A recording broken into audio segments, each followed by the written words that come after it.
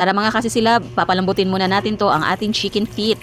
At nilagyan ko na pala yung magic sarap, pinong paminta. At nilagyan pala natin yan ng luya, ang luya na pang gamot ng kabag. At sibuyas ang nagpapaiyak sa inyong mga mata. At ang bawang na panguntra ng aswang. Let's go! Isasalang na po natin.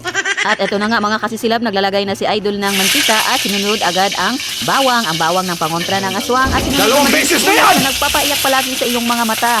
At hindi nagpapahuli ang luya, ang gamot ng ating mga kabag. Magaling kang kupal ka. Very, very light. At isusunod naman natin ang ating chicken feet. At hindi na ito patatagalin mga kasisilab dahil super duper lambot na talaga ang ating chicken feet. At inekos-mekos lang po natin ng very, very light. At isusunod naman natin ang ating siling pula.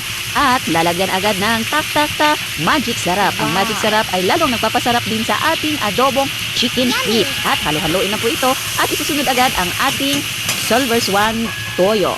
At ilalagay na natin ang ating calamansi juice. At konti na lang ilalagay nating Silver Swan suka mga kasisilap dahil naglagay na tayo ng calamansi juice. At halo-haloin lang po ito at iwanan po natin at ating takpan at maya-maya babalikan lang po natin. At tara mga kasisilab, babalikan na natin ang ating chicken feet at lalagyan natin ng konting sabaw yung pinakuluan ng ating chicken feet para may konting sabaw ang ating adobong chicken feet. At halo-haloin lang natin ng very, very, very light. Tcharan! Ito na po ang ating chicken feet. Luto na po mga kasisilab. Tara kain na po tayo at natakam-takam na ako sa aking nilutong chicken feet mga Ay mali, si Idol pala nagluto mga kasisilab. Ako lang pala ang taga-video. Tara mga kasisilab, ano pang hinihintay nyo? Kain na po tayo at maraming salamat sa laging panonood ng aking mga video at sa walang sawang sumusuporta sa aking followers and non-followers. Maraming salamat sa inyong lahat. Tara, kain muna kami.